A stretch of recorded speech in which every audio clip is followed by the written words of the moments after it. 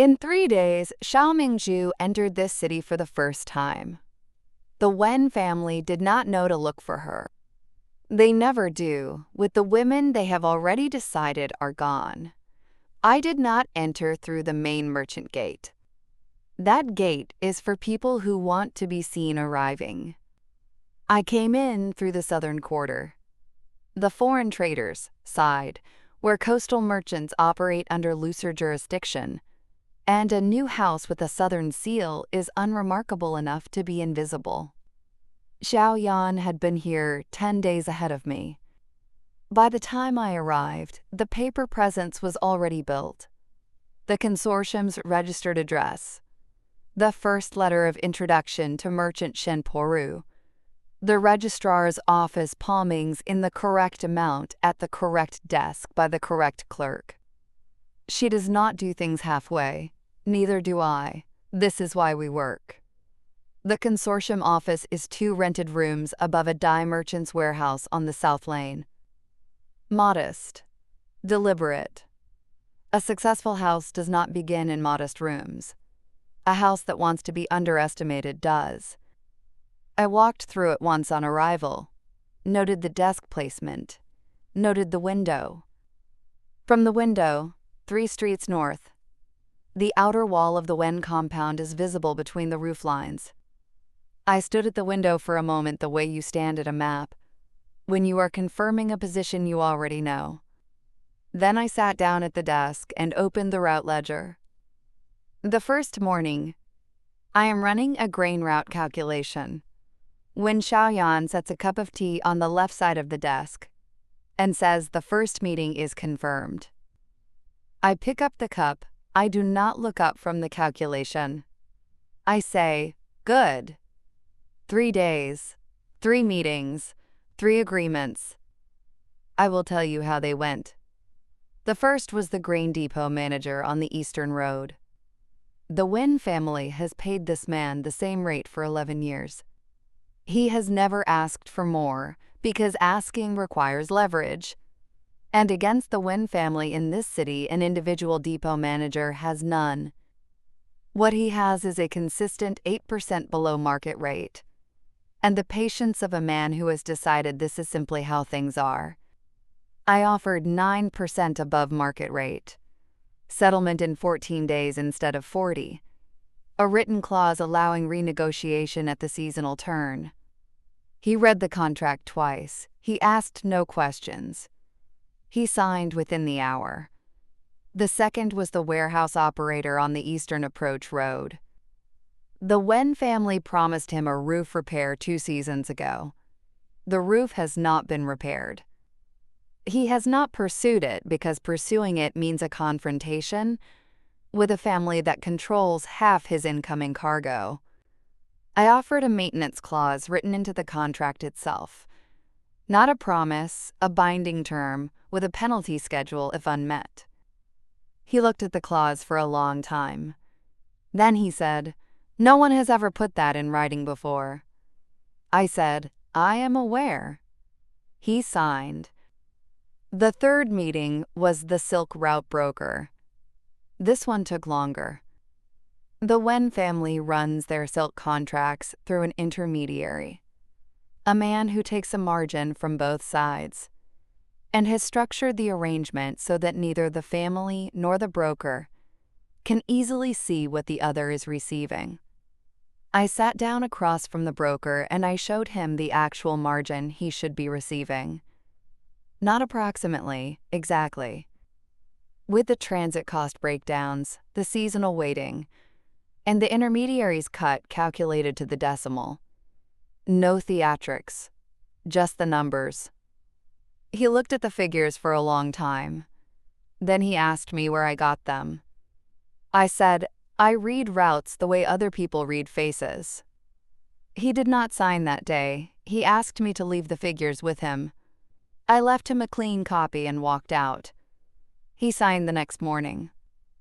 3 agreements. The Wen family does not yet know that 3 of their supply nodes have quietly reoriented toward a different house. They will not notice immediately.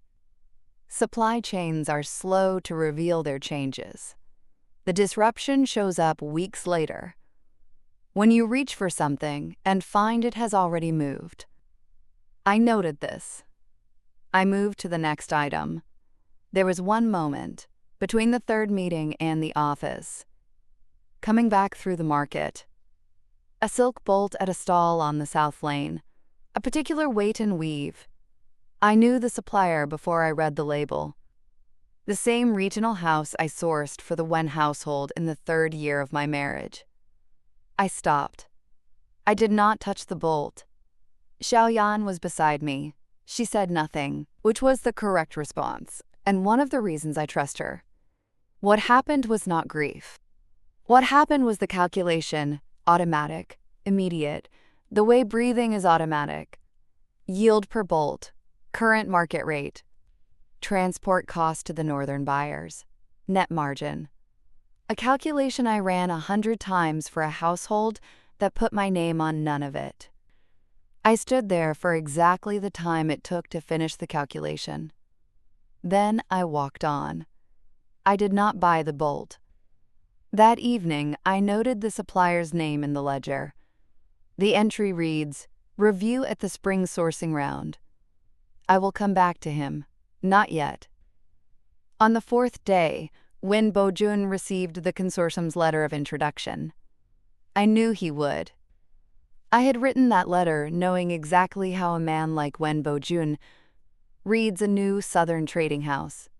Small enough to be useful, not large enough to be threatening, with just enough route credibility to be worth a courtesy assessment.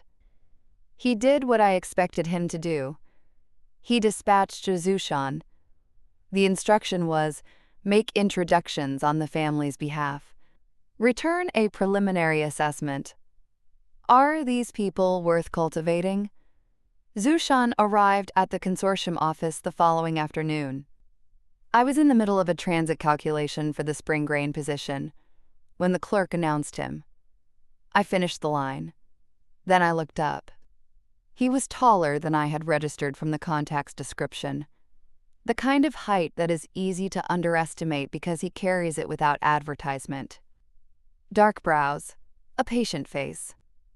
The particular quality of stillness that belongs to a man who has learned that waiting costs him nothing and moving too quickly costs him more.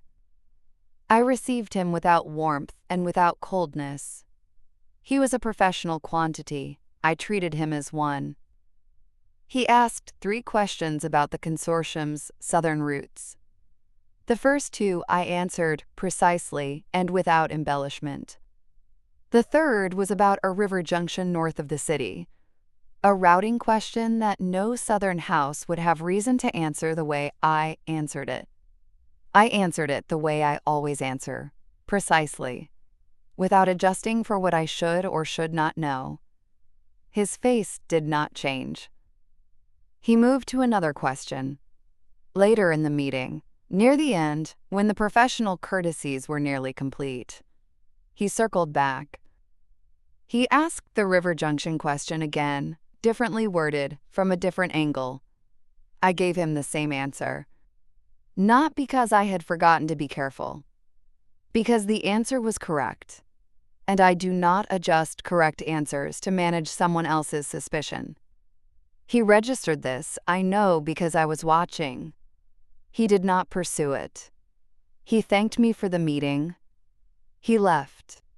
I watched him cross the south lane from the window and noted the way he moved through a street, taking in the geography the way a man takes in a room, cataloging without appearing to.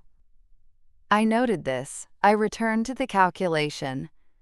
3 days later, I read his report. I have a contact who sits near the Wen correspondence room, not inside it, but near enough, and owed Xiao Yan a careful favor from the registrar's office work the previous winter. The report was professionally clean. The consortium is small but solvent. Route knowledge competent. Terms fair. Recommend continued engagement. No flag raised. No concern noted. At the bottom, one line. One careful line.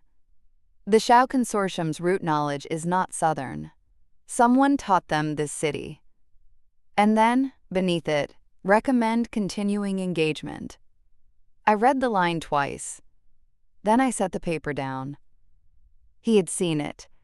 The gap between what a Southern house should know and what I knew. He had seen it, written one careful sentence, and then recommended they proceed. Not a warning, not an alarm. A door left open. I picked up the jade ring from the desk. I held it between my thumb and forefinger, not on my hand, just held. I did not yet know what he intended. I only knew that a man who sees clearly and chooses silence is either the most useful variable in this city or the most dangerous one. Wen Bojun learned that the most dangerous witness is not the one who exposes you. It is the one who sees everything clearly and chooses, for reasons of his own, to say nothing. This has been a whisper from the Teahouse. The next episode drops soon. Come back for what happens next.